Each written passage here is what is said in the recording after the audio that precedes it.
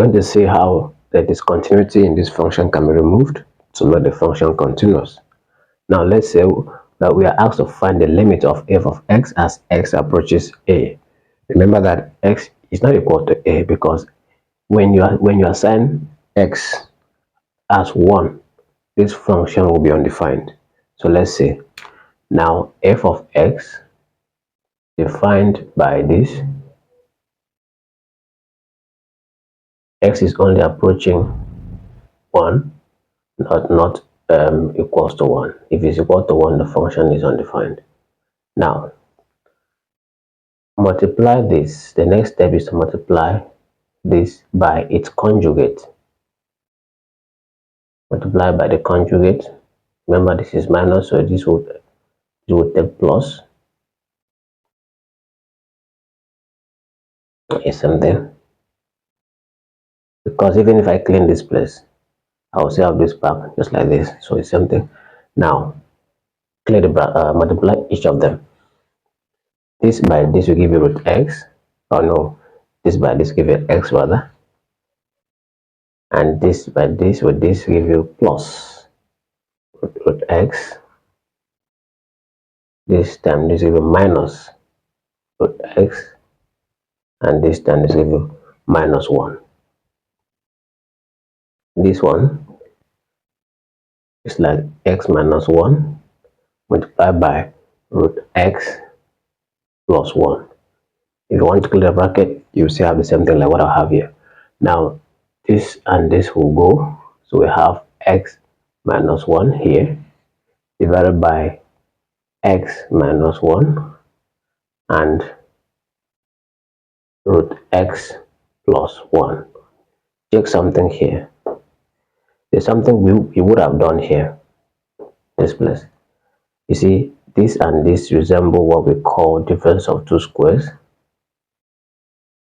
That is, we have root x minus 1 times root x plus 1, which is the same thing as a squared minus b squared, which is a minus b and a plus b.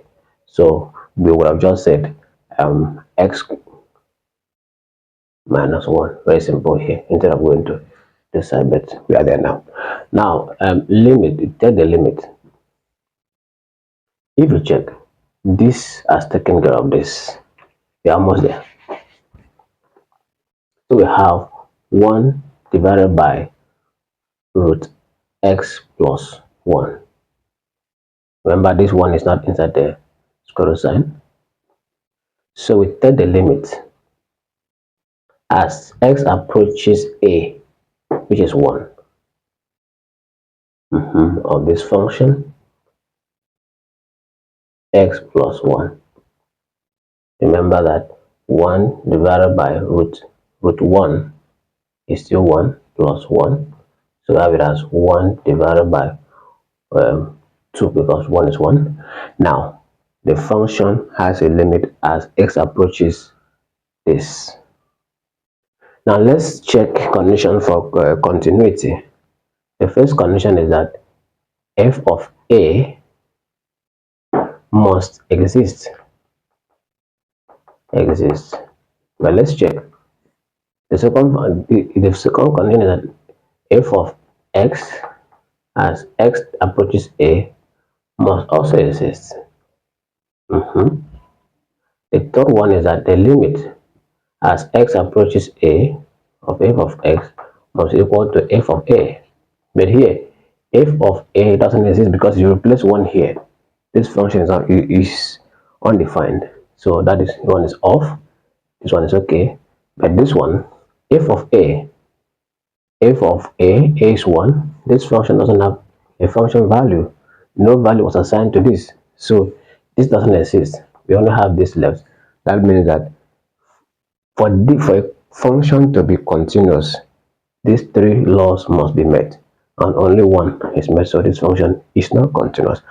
And if you want to check the graph of this function, it has something like this.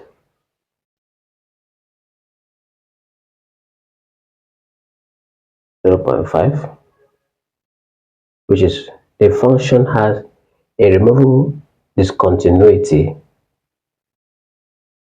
at this place. 0.5, this here is open because it's not continuous at this function is not continuous as at 1 comma 0.5. 0.5 is a half, so the function is not continuous at this place 1 comma. That's why I kept this place open. So it's called removable discontinuity because it can be removed. How? If we assign the function value f of a to be equals to half, like this place now we assign it to, we say that f of a is what? Equal to half. This would have been continuous. Very simple. So it can be removed. It is called removable discontinuity because if you assign a function value to this place to be a half, this will make the function continuous. So we have been able to establish how a function discontinuity can be removed, like here and here. So this is how the plot looks like. This is our x, so our y. We stop here. If you enjoy what I'm doing here, like, subscribe, follow for more of this. I teach every day. I teach chemistry and physics. My name is Obama. Thank you for watching.